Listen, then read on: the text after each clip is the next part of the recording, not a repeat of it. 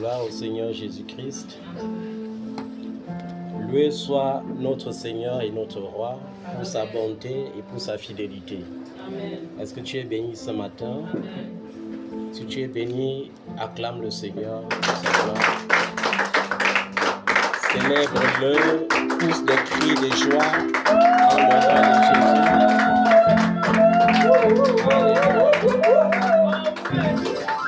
Gloire à Jésus. Aujourd'hui, nous sommes le 8 mars. Nous célébrons le deuxième culte du mois de mars. Et nous sommes reconnaissants envers l'Éternel, notre Dieu, pour ses bienfaits, pour sa miséricorde et pour tout ce qu'il a prévu de faire pour nous en ce mois de mars. Je suis convaincu d'une chose, c'est qu'on ne peut pas servir le Seigneur et finir dans la honte. Amen. Je suis convaincu d'une chose, c'est que le Seigneur finit toujours par bénir la fidélité. Amen. Le plus important, c'est de rester fidèle, sincère. La foi doit être sincère. Dis avec moi, la foi doit être sincère. La foi doit être sincère. Alléluia. Amen. Hier, je comprenais encore la vanité de cette vie. Lorsque j'assistais à l'enterrement d'une personne qui m'était très chère, d'une personne que j'ai rencontrée à une période de sa vie où elle n'avait pas de repères, d'une personne qui se confiait sans réserve, avec beaucoup d'honnêteté, d'une personne qui cherchait le Seigneur innocemment. Et j'ai compris une chose, c'est que quand la Bible parle de vanité, tout est réellement vanité. Je suis arrivé à la conclusion que la science a ses limites et que l'argent même ne peut pas nous sauver lorsque certaines maladies viennent frapper à notre porte. Et pendant le culte, pour l'accompagner, comme sa famille se posait beaucoup de questions, il y a une réponse qui était sortie. On parle de la souveraineté de Dieu. Et dans la souveraineté de Dieu, nous on a compris une chose. Tant que Dieu ne donne pas son accord, ton ennemi ne peut pas te toucher. Amen. Le diable ne pouvait pas se lever et aller toucher Job sans la validation d'abord de Dieu. Pourquoi? Parce que depuis que tu as cru, tu as cessé d'être une simple créature. Tu es devenu enfant de Dieu. Et je vous ai dit, s'il y a notre amour en tant qu'humain, semble protéger nos semblables, l'amour du Père est plus grand que notre amour. Dieu protège ses enfants. Dieu garde ses enfants. Est-ce que vous comprenez ça? Tant que Dieu n'accepte pas, ton ennemi ne peut pas te toucher. Mais tu dois savoir une chose, c'est que si tu ne veilles pas, l'ennemi doit te toucher. Et l'ennemi nous touche lorsque nous baissons les gardes dans la nuit. Hier, j'ai eu l'occasion d'évangéliser, de rencontrer des personnes religieuses et de les rappeler qu'il y a une grande différence entre la religion et l'Église de Jésus-Christ. J'ai eu le temps de les rappeler que ce n'est pas la Sainte Seine que vous irez prendre demain qui va être le garant de votre salut. Est-ce que vous comprenez ça? Ce n'est pas ça. C'est Jésus seul, le chemin, la vérité et la vie. C'est Jésus seul qui accorde le salut. Ce n'est pas notre appartenance à une religion. Et le débat était houleux, pourquoi? Parce que je discutais avec les anciennes de l'église de l'EEC. Et certaines me blâmaient en disant, mais pourquoi est-ce que tu as quitté définitivement l'EEC? Et je les ai expliqué les raisons. J'ai dit avec Dieu, on ne fait pas semblant. On doit servir le Seigneur et non la théologie. On doit servir le Seigneur et non plaire aux hommes. Et tant que tu n'as pas compris cela, je t'assure, tu as encore beaucoup à apprendre. Il faut servir le Seigneur. C'est très important. Et aujourd'hui, le monde entier célèbre la femme. On entend parler des journées internationales de la femme. Qui peut m'expliquer ce que c'est qu'une femme? La femme, c'est qui? Je commence par toi, tu es une femme. La femme, c'est qui?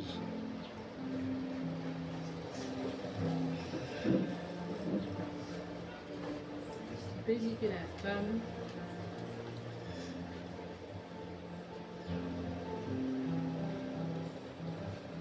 c'est le sexe opposé à l'homme. C'est le sexe opposé à celui de l'homme. C'est celle-là qui donne la vie. La deuxième partie de ta réponse m'a plu. C'est celle qui donne la vie. Le reste là, ce n'est plus important. La femme, c'est qui? C'est bon, j'ai... Celle qui rassemble. Oui, on peut dire ça. La femme, c'est qui? Plus chérie. Bon, je dirais que la femme est celle-là qui doit donner et apporter l'amour. Celle qui va donner et apporter l'amour. Appréciable. La femme, c'est qui?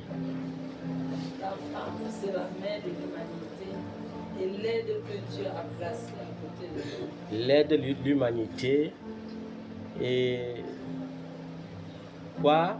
La mère de l'humanité et l'aide que Dieu a placée à côté de l'homme. À peu près aussi. Mais je vais définir ma part autrement. Comme nous, on comprend les choses d'en haut. Ma Bible dit, dans 1 Timothée chapitre 2 au verset 15.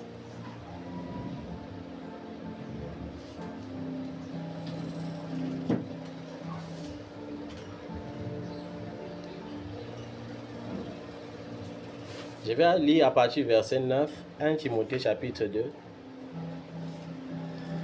Je veux aussi que les femmes, vêtues d'une manière décente, avec pudeur et modestie, ne se parent ni de tresses, ni d'or, ni de perles, ni d'habits somptueux, mais qu'elles se parent des bonnes œuvres, comme il convient à des femmes qui font profession de servir Dieu.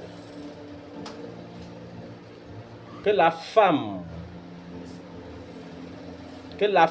écoute l'instruction en silence, avec entière soumission. Je ne permets pas à la femme d'enseigner, ni de prendre de l'autorité sur l'homme, mais elle doit demeurer dans le silence. Car Adam a été formé le premier, ensuite Ève. Et ce n'est pas Adam qui a été séduit, c'est la femme qui, séduite, s'est rendue coupable de transgression. Elle sera néanmoins sauvée en devenant mère si elle persévère avec modestie dans la foi, dans la charité et dans la sainteté. Ça veut dire qu'on voit ici deux figures de femmes. La femme comme créature qui a été séduite et la femme qui est sauvée. Ça veut dire que normalement pour une journée comme celle-ci, on ne dit pas bonne fête à quelqu'un parce qu'elle est mère. On ne dit pas bonne fête à quelqu'un parce qu'elle n'est pas aussi mère. Mais parce que la Bible dit, elle sera néanmoins sauvée. En devenant quoi? Mère. si elle persévère dans la foi et dans la modestie. C'est-à-dire que la femme qui est célébrée dans le royaume des cieux, c'est cette femme qui est sauvée. Sauvée par quoi? Par son aptitude à devenir mère. Une mère n'est pas celle qui a enfanté. Il y a une nuance. On peut avoir 40 ans et ne pas être une mère. On peut avoir 50 ans et ne pas avoir l'esprit d'une mère. On peut avoir 17 ans et être une parfaite mère. On peut avoir 20 ans et être une parfaite mère. C'est-à-dire que la femme qui est célébrée, c'est celle qui est capable de donner l'héritage qui est l'amour. De donner l'héritage qui est la sainteté. De donner l'héritage qui est la modestie dans la foi. C'est ça la femme qui est sauvée. Et je vais vous le dire encore. Peut-être vous ne me comprenez pas bien. La femme qui est célébrée est celle qui est mère. Le plus important n'est pas d'être mère. Il y a des gens qui ont accouché mais qui ne sont pas des mères. On dit qu'une femme a accouché et qu'elle est mère si elle a cette capacité à prendre soin de son enfant. Non pas seulement en lui donnant de l'affection, mais en lui donnant des valeurs et de l'héritage spirituel nécessaire pour sa croissance et sa protection pendant son parcours sur la terre. C'est pourquoi je vous ai dit, la femme qui est célébrée n'est pas celle qui a accouché, parce que les gens comprennent souvent mal ce verset biblique. Ils se disent que ça veut dire que la femme ne devient femme que lorsqu'elle a enfanté. C'est faux. La femme devient femme lorsqu'elle a l'aptitude, comme je dis, d'être mère. Ça veut dire une femme peut n'avoir jamais enfanté et savoir donner aux enfants ce qu'une mère qui a enfanté plus de 10 ne saura jamais donner. Et c'est elle qui va être célébrée. Parce que ce qui m'amuse dans le système du monde, c'est qu'aujourd'hui, tu vas voir même les jeunes filles de 15 ans, 17 ans, 20 ans, 22 ans, 23 ans, qui vont dire, tant que je n'ai pas cousu ma part d'épargne de 8 mars, ça veut dire que je ne suis pas importante. Et c'est ça le système diabolique avec lequel le diable séduit de nos jours la jeunesse. Ça veut dire qu'ils finissent le 14 février et ils viennent compléter la débauche encore le 8 mars. Pourquoi? Parce que elle veut se sentir aussi femme, et pour se sentir femme, elle se dit, je dois avoir des hommes capables de m'acheter aussi des pagnes de 8 mars. Mais logiquement, est-ce que ça devrait être ainsi? Non.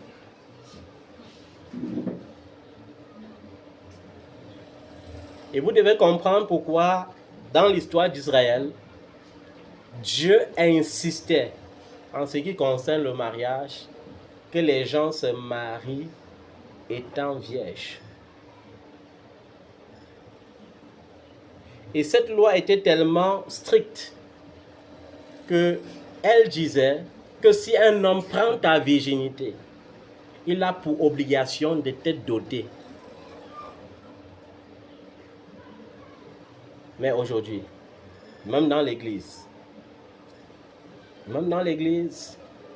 on manque de sincérité.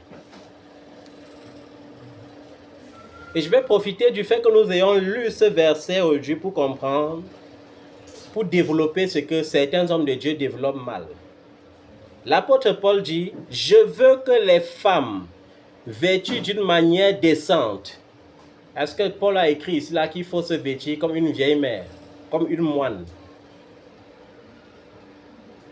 Est-ce que c'est ça qu'il y a lu ici? Parce que les trop saintes se cagoulent et après finissent célibataires. Quand tu te cagoules, quel frère peut te remarquer? On ne peut pas te remarquer. Est-ce que tu sais que peut-être l'autre peut te demander en mariage seulement à cause de ta chevelure? Mais toi, si tu es cagoulé comme une moine, qui va te remarquer? La sainteté, ce n'est pas ça. Il a dit qu'il veut que les femmes soient vêtues d'une manière décente. Alléluia. Avec pudeur et modestie. Ne se parant ni de tresses, ni de quoi? Bon, dis-moi un peu. Est-ce que l'apôtre Paul est en train de dire ici strictement que tu ne dois pas te coiffer? Est-ce qu'on a dit ici, dans ce verset, qu'il ne faut pas se coiffer? Ok. Ni de perles. Ni de quoi? Ni de perles. Voilà. Qui connaît ce qu'on appelle perles ici? Bon, on veut ici parler surtout aux chrétiennes Mami Wata. Vous savez qu'il y a les chrétiennes Mami Wata, non? Qui ont l'esprit des chiens. Quand une femme a l'esprit des chiens, elle fait comment? Elle s'enchaîne, non? Quand une femme a l'esprit des chiens, elle fait comment? Elle s'enchaîne, non? Vous savez que si le bracelet doit être ici, elle met où? Ici. Elle met l'autre au rein. Elle met l'autre où? À la cheville. C'est parce qu'elle a l'esprit des chiens. Toute femme qui se comporte ainsi est une chienne. Je suis désolé de vous le dire. Et s'il y a quelqu'un parmi vous qui a ces trucs, je lui conseillerais d'aller à la maison aujourd'hui et de dire: Seigneur, délivre-moi de l'esprit des chiens. Et de commencer à couper ces histoires et à jeter loin. Est-ce que quelqu'un m'a compris ce matin? Vous ne connaissez même pas comment le diable séduit les gens. Il te séduit en truquant ton identité. C'est-à-dire en te poussant toi-même à falsifier ton identité. Imagine, un fiancé se présente à toi, il est païen. Tu lui dis: non chérie, je suis chrétienne. J'aime Jésus. Tu lui annonces la parole. Et dans vos temps de faiblesse, lui-même constate que tu es une chienne. Dis-moi, l'évangile va encore passer comment? Ça ne peut plus passer. Mais qu'elle se part des bonnes œuvres. La femme est seule qui se part des bonnes œuvres. Qu'est-ce qui a distingué la veuve de Sarepta? C'était les bonnes œuvres. Qu'est-ce qui a rendu la vie à Tapita? C'était les bonnes œuvres. Qu'est-ce qui a démarqué Dorcas? Ce sont les bonnes œuvres. Qu'est-ce qui a démarqué Ruth? C'était les bonnes œuvres. Qu'est-ce qui a démarqué Rahab? C'était des bonnes œuvres. C'est ça la femme. La femme est seule qui est prête à pratiquer des bonnes œuvres. C'est pourquoi je vous le dis en vérité. Hier, je disais encore cela à un homme de Dieu. Que lorsque tu lis la Bible, lors de la multiplication des pains, on te dit 5000 hommes, sans compter les femmes et les enfants. Ça veut dire que les femmes là, c'était plus de 50 000. Et c'est ça, vous voyez cela comme preuve dans l'église aujourd'hui. Quand vous entrez dans un ministère, s'il y a 1000 personnes, on risque de trouver 800 femmes et 200 hommes seulement. Parce que ça a été tout comme ça depuis le passé. Les femmes, quand on voit Ève, les femmes aiment trop écouter. Ève aimait trop écouter, c'est pourquoi le serpent l'avait séduit. Et c'est la même chose aujourd'hui, les femmes aiment beaucoup écouter les bonnes paroles, c'est pourquoi les prophètes profitent pour les séduire aussi avec des bonnes paroles. Tu sais, tu es la plus grande de ta famille, il faut que tu apportes une offrande pour débloquer ça. Elle répond amen et elle va chercher l'offrande. Les femmes aiment écouter les bonnes choses. Cependant, dans le ministère de Jésus, il y avait femmes et femmes. Les femmes qui pratiquaient les bonnes œuvres, on cite quelques-unes d'elles. Marie de Magdala, Marie mère des choses. C'était des femmes que lorsqu'elles savaient que Jésus doit se rendre en Galilée la semaine prochaine, elles dévançaient d'abord le Seigneur pour aller chercher dans quel lieu il viendra dormir avec ses disciples. Et c'était ça les bonnes œuvres. Elles n'attendaient pas l'instruction. Dès que Jésus disait « Je serai en Galilée la semaine prochaine », elles partaient aussitôt d'abord en Galilée. Elles préparaient la place où le Seigneur va dormir et elles apprêtaient ce qu'ils doivent manger pendant leur ministère. C'était un devoir pour elles. Et elles faisaient cela avec dévouement. Alléluia. Amen. Il y a une maman qui écoutait beaucoup mes messages dans les médias sociaux. Je voyais comment elle aimait le Seigneur. Et je voyais, elle était au moins dans la 60aine déjà. Et je voyais, elle n'avait aucun enfant. Mais je voyais, elle avait l'amour, la passion de travailler. Et un jour, elle me l'a dit elle-même. Papa, je n'ai point d'enfant. Je lui ai dit, ma fille, je sais que tu regardes ton âge et tu te dis que c'est impossible. Mais si tu crois, cela sera possible. La femme doit se parer des bonnes œuvres. Les bonnes œuvres rapportent toujours ce qu'on appelle une meilleure récompense. C'est pourquoi la Bible dit que celui qui garde ne fait que s'appauvrir, mais celui qui partage ne fait que s'enrichir. Est-ce que vous comprenez ça? On ne fait pas les bonnes œuvres parce qu'on est déjà devenu riche. On fait les bonnes œuvres parce qu'on a la volonté de le faire. Et c'est cette volonté qui grandira en toi et qui te fera fructifier et multiplier.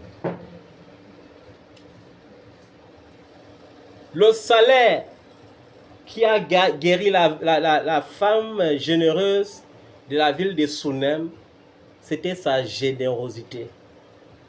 Sa générosité a guéri sa stérilité à un âge avancé. Parfois, nous demandons beaucoup à Dieu, mais nous ne donnons rien qui soit propre au royaume des cieux. Nous devons apprendre à être sincères, honnêtes et parfaits dans les bonnes œuvres. Parce que celui qui est parfait dans les bonnes œuvres ne sera jamais déçu. Que la femme écoute l'instruction en silence avec une entière soumission. Parfois, les hommes de Dieu profitent de ce verset pour dire que aucune femme n'a le droit d'enseigner la parole de Dieu. J'ai vu certaines congrégations apostoliques d'avant où il y avait le côté des hommes et le côté des femmes dans l'église. Côté des hommes, côté des femmes de l'autre côté. Et si tu entres sans être voilé, on te met directement au banc. C'est-à-dire on te punit. Mais je veux rappeler que tout ça, ce ne sont que des préceptes humains. Le premier voile que Dieu t'a donné en tant que femme, c'est ta chevelure. C'est pourquoi ta chevelure doit être précieuse. Ta chevelure doit être conservée. Il y a certaines qui deviennent belles. Après, elles décident de ne plus jamais être belles. Je parle à celles qui sont adultes déjà. Je ne parle pas aux lycéennes qui sont contraintes parfois de raser leur tête. Mais tu vas voir une femme, elle est belle jusqu'au jour où elle a les moyens. C'est-à-dire que le jour qu'elle a les moyens, elle décide maintenant de se rendre laide avec ses moyens. J'avais une fille qui avait un très beau teint, très beau teint chocolat bien, avec une peau très bien. Mais quand les moyens se sont multipliés, elle a décidé d'être blanche alors qu'elle était déjà mariée à un blanc. Vous voyez, un blanc vient te prendre parce que c'est ta peau noire qui lui plaît. Mais une fois marié au blanc, tu décides maintenant de devenir la blanche qui ne voulait pas épouser. Et si demain il y a le divorce, je dis que les sorciers de ton village t'ont dérangé. La première sorcellerie, c'est quand tu décides toi-même de défier Dieu. Je ne suis pas obligé de te décaper.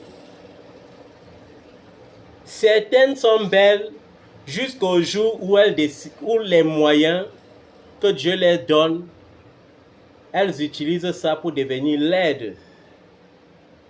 Ta chevelure ne te dérange pas, ça ne te démange pas. Tu préfères aller raser ta tête plus lisse que la calvitie qui menace ma tête. Et coller maintenant plutôt les cheveux artificiels dessus. Ce n'est pas une folie parfois que vous faites. Dites-moi un peu, ce n'est pas une folie. Quelqu'un rase toute sa tête jusqu'à ça brille encore plus que la calvitie qui menace ma tête. Et elle peut maintenant mettre la colle pour coller la chevelure dessus.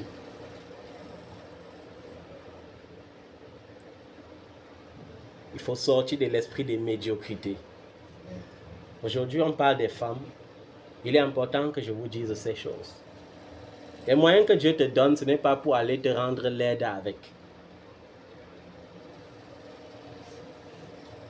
Et plus le temps passe, plus le diable donne l'intelligence pour multiplier les artifices. De nos jours maintenant, vous avez même déjà le laser pour faire comment? Pour que quand au lieu de passer tout le temps à raser avec la lame, mais un jour ça va te blesser. Vous prenez le laser maintenant, vous poncez avec bien pour que ça dure même plus de 6 mois et vous payez 50 000 pour ça. 50 000 pour défier Dieu. 50 000 pour enlever les poils que Dieu a mis pour protéger tes yeux.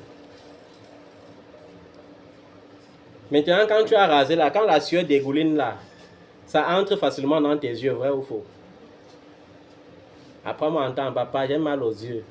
Ce sont les sorciers de mon village qui m'attaquent. La vraie sorcellerie là, c'est toi-même. Que Dieu te délivre de ça. Amen.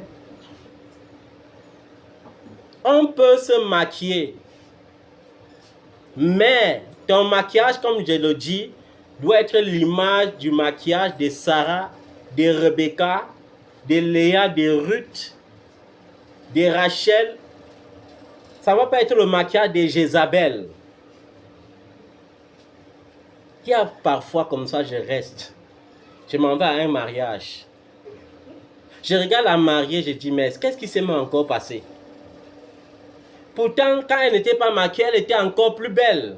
Et je me demande même si son mari, c'est l'ambiance du jour qui le fait ne même pas aussi voir que sa femme s'est zombifiée.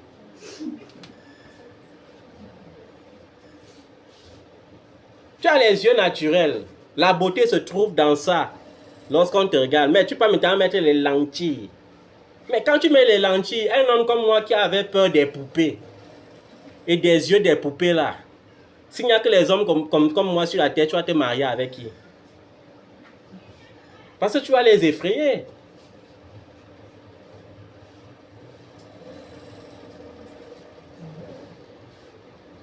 Les cils.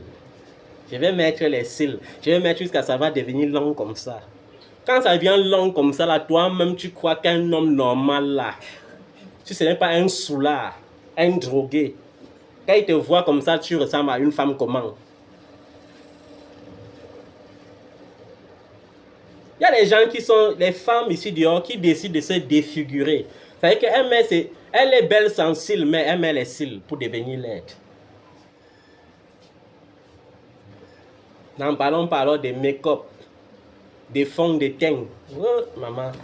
C'est même facile de mettre ça. Pourquoi tu veux exagérer? C'est pourquoi aujourd'hui, si tu t'amuses, tu épouses une femme de 60 ans et tu te rends compte que tu as épousé une femme de 60 ans seulement quand elle a pris sa douche et que le make-up est quitté. Là où tu te rends compte que mince, j'ai fait l'erreur. L'irréparable. Vous voyez comment les gens sont devenus faux. La première fausseté dans l'église aujourd'hui, ce sont les artifices. Les femmes ne veulent plus être naturelles. Tu vas voir une prophétesse, elle dit, je suis prophétesse, elle est bien belle, mais elle décide quand même, bon, de prêcher, hein, parce que quand nous on prêche comme ça, ces prophétesses nous condamnent parfois, elles disent que nous voulons être plus saints. Nous voulons montrer que nous sommes trop saints. Ce n'est pas une question de sainteté. Ce n'est pas une question de sainteté. Quand toi-même tu condamnes les filles du monde, qu'elles ont mis les greffes qui arrivent jusqu'à l'arrière-fesse, et toi-même tu te pavanes dans les réseaux sociaux en tant que prophétesse avec ce genre de greffes, où est la différence? Il n'y a pas de différence.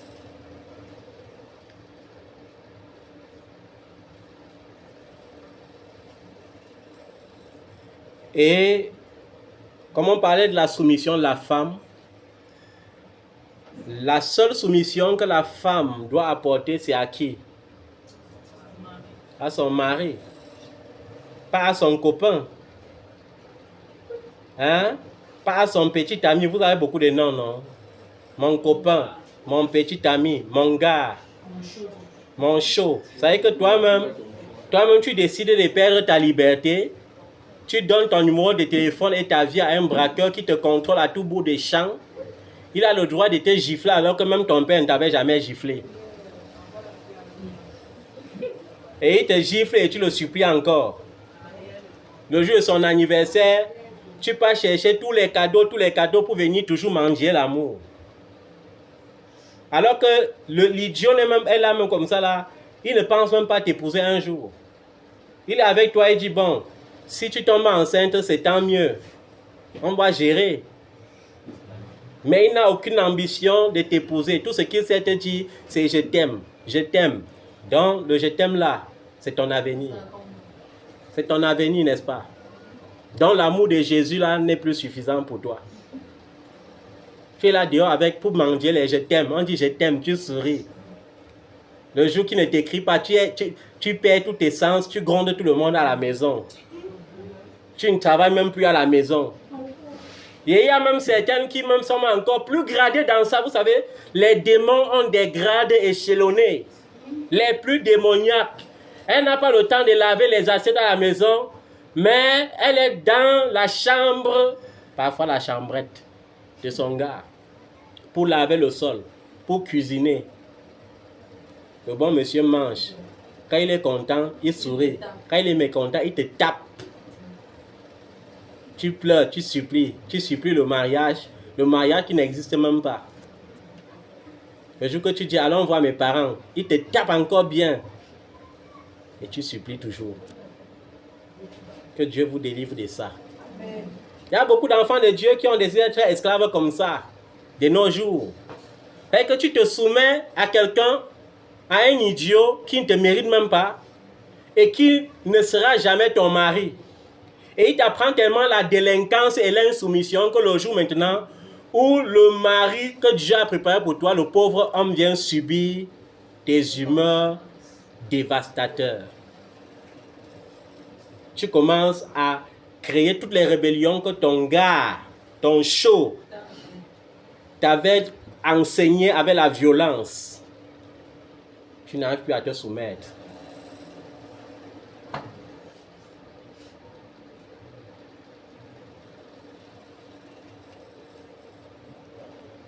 Je ne permets pas à la femme d'enseigner ni de prendre de l'autorité sur l'homme. Que signifie prendre l'autorité sur l'homme? Ça veut dire quoi? J'ai mon ministère, d'accord? J'ai ma femme qui est votre mère, d'accord? Et je décide d'aller maintenant m'asseoir pour que votre mère vienne prêcher et imposer les mains sur les gens à l'église n'importe comment.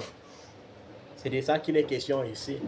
Et on voit ça dans beaucoup de ministères, où les hommes de Dieu parlent avec arrogance, comme je suis prophète, j'ai consacré ma femme prophétesse. Allez voir mon mieux, elle vous impose les mains. Et les petits hommes démoniaques qui ne seront jamais délivrés par eux, mon mieux les touche, ils tombent, ils tremblent comme s'ils avaient l'épilepsie.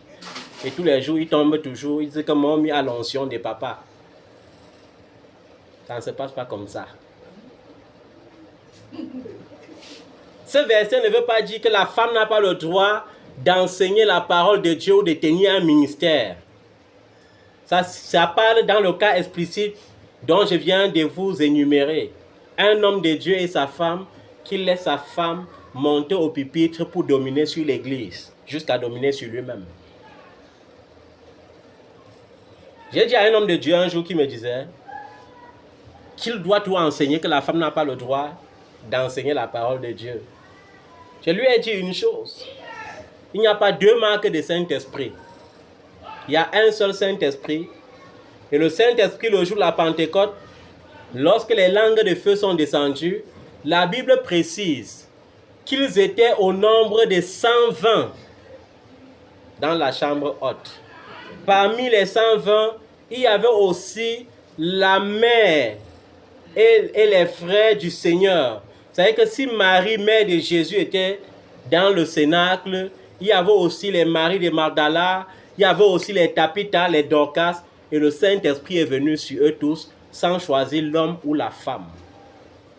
Et je lui ai dit, si la femme n'avait pas le droit d'évangéliser, la femme n'allait pas être premier témoin oculaire de la résurrection de Jésus. La première personne qui a reçu la mission pour l'évangélisation, pour le témoignage de la résurrection de Jésus-Christ, c'était Marie de Magdala. Et Jésus a dit, va annoncer à mes frères. Et je vais vous dire la vérité, elle a même plus cru que les Simon, Pierre et les autres, parce que c'est par incrédulité que Simon, Pierre et Jean couraient pour aller voir si réellement ce qu'elle dit est vrai.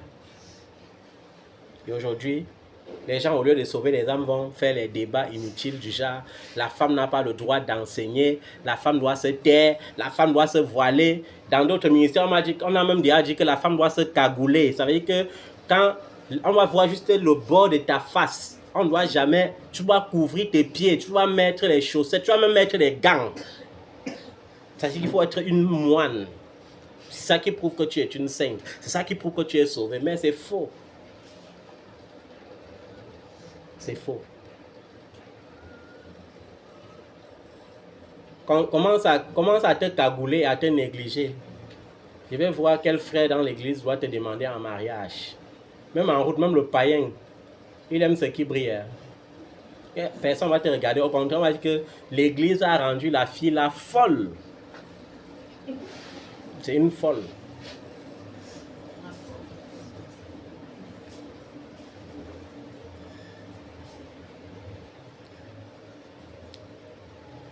Car Adam a été formé le premier, et je disais encore un homme de Dieu hier, est-ce que tu sais que la seule créature que Dieu a façonnée avec la poussière et a insufflé le souffle en lui comme ça, il est devenu un être vivant, c'est l'homme.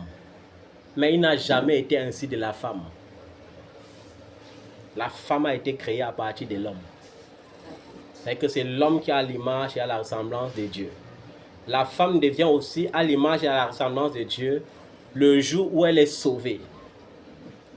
C'est pourquoi la Bible dit, il n'y a plus ni homme ni femme, ni esclave ni libre, mais nous sommes tous un en Jésus-Christ. Les un là signifie les hommes et les femmes qui sont remplis de l'Esprit du Seigneur Jésus-Christ. Amen.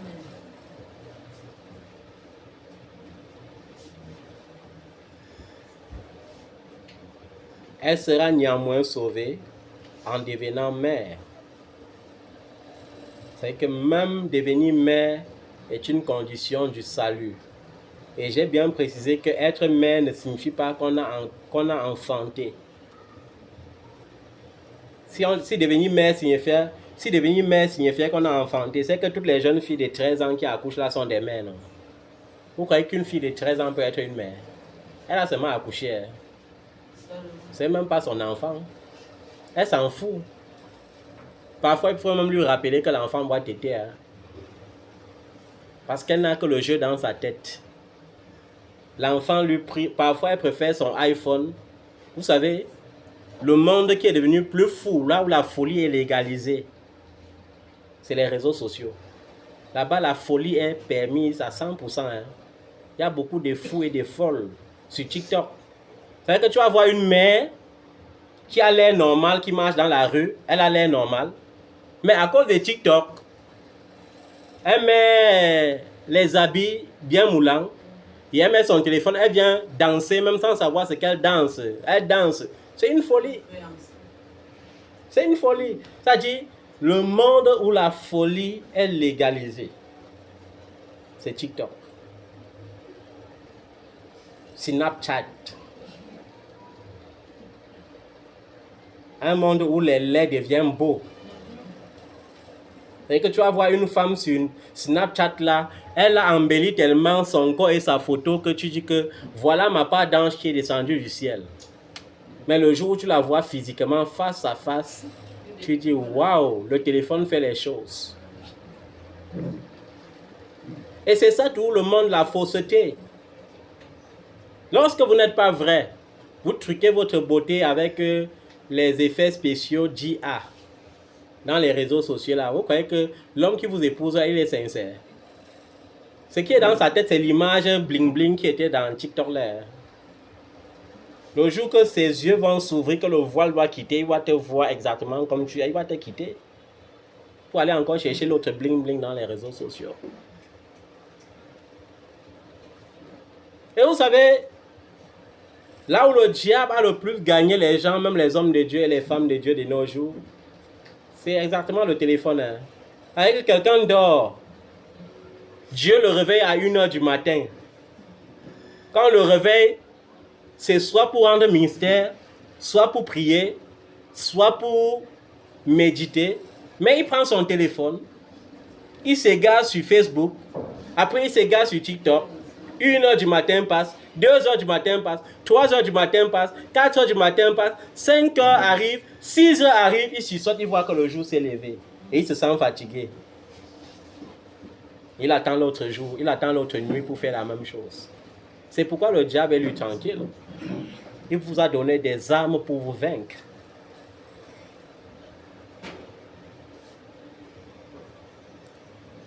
Donc la femme, c'est aussi ça. La femme, c'est l'exemple de la modestie dans la foi, dans la charité qui est l'amour et dans la sainteté. La sainteté. Qui comprend ce qu'on dit ici par sainteté? La sainteté, c'est quoi? Quand on dit que tu pratiques la sainteté, ça signifie quoi?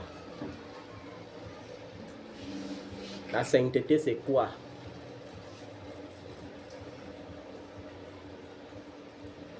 Être saint signifie quoi? Ça veut dire se préserver.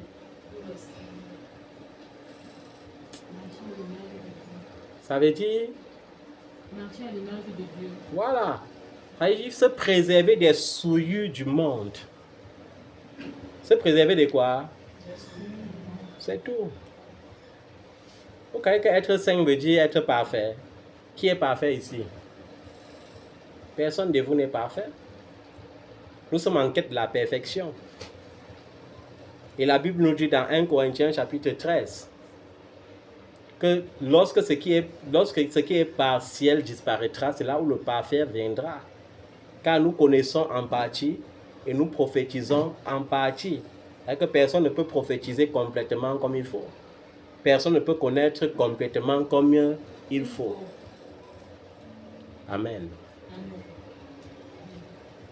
Maintenant, qui sont celles-là qui célèbrent la journée de la femme aujourd'hui? Parmi vous. Bon, il y a une seule femme ici. Hein. Vous n'êtes pas les femmes, vous ne célébrez pas pourquoi? Bon, quelles sont celles parmi vous qui ont décidé de célébrer comme le monde célèbre? C'est-à-dire qui ont leur rendez-vous le soir pour aller dans les bars un peu couper les bières, couper le vin, le champagne, soulever un peu le Kabbalah. Levez les mains. Je veux vous voir. Ah. Viens pas avoir honte. Quelles sont celles parmi vous qui ont réellement programmé ça le soir, mais qui ont honte de lever les mains?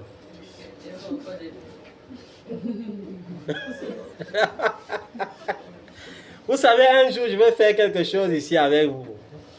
Un jour, je vais relâcher l'onction dans la salle. Pour prendre les gens qui ont honte de lever les mains là. C'est que l'onction vient toi-même, ça te lève les mains de façon extraordinaire. Lors d'une prédication, un jour dans un ministère où j'avais été invité, il y avait les lesbiennes dans la salle. Et en prêchant, on sent qu'il y a les lesbiennes dans la salle. On les demande de se lever. Personne ne veut accepter qu'elle est lesbienne. Personne. Mais maintenant, quand tu es face à cela, qu'est-ce que tu fais? Tu envoies Dieu toi-même, tu envoies Dieu dans la foule les chercher lui-même. Et au lieu maintenant de venir doucement, on te porte seulement pour t'amener devant alors qu'il fallait juste te lever. Parce que quand c'est Dieu qui vient te chercher, il est obligé de te racler. Tu tombes, parfois tu cognes même ta tête. Pour rien. Je vous ai enseigné ici que lorsque tu cajoles le péché fait comment? Il devient ton ami. Lorsque tu le trahis, il fait comment? Il fuit.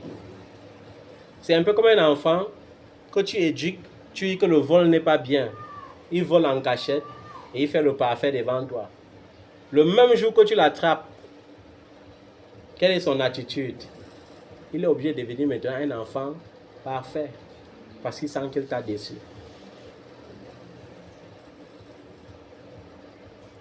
Pourquoi j'insiste sur ces choses aujourd'hui? Parce que le rôle de la femme dans la famille est tellement supérieur au rôle de l'homme. En réalité, l'homme même, il sort même seulement chercher l'argent pour que la famille mange. Mais toi, la femme, c'est à toi d'éduquer tes enfants. C'est pourquoi la Bible dit dans les Proverbes que quoi? Un fils qui échoue fait la honte de sa mère. On n'a pas dit qu'il fait la honte de son père. Mais un enfant qui réussit, qu'est-ce que le monde dit? Le fils de tel, on cite que le nom de son père. Pourquoi? Parce que l'homme est né pour briller. Il n'est pas né pour qu'on le ternisse avec quoi que ce soit. C'est pourquoi même dans le livre des Proverbes, on dit que quoi? La femme qui prend soin de son mari sera loué aux portes. Quand tu es marié et que ta femme est mauvaise, on n'a pas besoin de trop chercher pour savoir si elle est mauvaise ou pas. Ta mine doit trahir ton foyer. Parce que les catastrophes qu'elle te fait vivre là, quand tu sors aussi dans la société, ça se reflète sur toi. Mais quand tu as une femme qui est douce, parfaite, qui prend soin de toi, non. Quand tu sors, on dit non, l'homme c'est vrai, voilà un homme heureux. Voilà un homme heureux. Et lorsque tu es heureux comme ça, les femmes ne te courtisent pas. Un homme malheureux est porteur des démons de séduction. Hein. Il y a toutes les femmes qui vont dire, présente, moi aussi.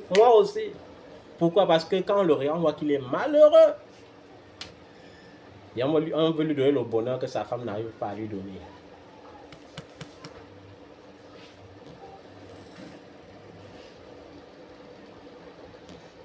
Que Dieu vous donne la sagesse pour bâtir votre foyer comme il faut. Alléluia. Qui vous donne cette sagesse pour sa gloire. Pour sa seule gloire. La femme, sa prière doit être axée surtout sur Seigneur, accorde-moi la sagesse. Seigneur, rends-moi sage. Enlève de moi tout esprit de stupidité. Je ne veux pas être l'insensé. Je veux être la femme sage qui bâtit la maison. Et non la folle qui renverse de ses propres mains. Quand on parle de folie, dans la Bible, l'exemple de folie, on a vu ça sur la reine Vachi. Son mari, le roi, envoie les gens qui allaient dire à la reine que je veux la voir dans mes palais maintenant. Et elle dit, laissez-moi tranquille, je viens de me maquiller. Allez dire au roi qu'il n'a même pas le temps. J'aurai son temps peut-être le soir ou demain. Et c'est ça qu'il avait disgracié. Les femmes parmi vous là qui comptent sur leur beauté physique pour décrocher un bon mariage, là, levez les mains. Il y a des femmes de nos jours que leur capital, ce n'est pas le travail. Ce n'est pas la prière. C'est leur beauté physique. Je vais verser beaucoup de photos sur Facebook, sur TikTok. Un blanc va me voir quelque part là-bas, là. Je vais briller, il va venir, il va m'épouser, il va me donner l'argent, je vais manger, je vais donner pour ma famille et on sera tranquille. Il est écrit, tu mangeras comment? Est-ce qu'on a dit, on a dit au prix de ta beauté? Bon, quand tu penses même que tu es belle là, tu es plus belle que qui? Parce que beauté, il y a beauté et beauté. Hein. Tu as même vu une femme en route, tu as senti qu'elle est encore plus belle que ce que tu croyais être. Même toi-même en tant que femme. Donc, la femme qui pratique la modestie est celle qui applique la sagesse selon le Seigneur. Elle ne prend pas seulement soin de son corps, mais elle veille sur son cœur et sur son âme. Tu dois veiller sur ton cœur, tu dois veiller sur ton âme. Tu dois veiller sur tes pensées. Tu dois veiller sur ta façon de faire. Amen. Amen. Je pense que je vais m'arrêter là. Avec la fatigue, je n'avais pas grand-chose à enseigner aujourd'hui. Mais je crois que l'Église de Jésus-Christ a tiré les leçons de ce que nous avons enseigné par la grâce de Dieu. Que Dieu vous bénisse. Qu'il vous bénisse et qu'il vous comble. Qu'il vous bénisse et qu'il vous accorde la sagesse pour planifier, pour bâtir, pour prospérer. Amen.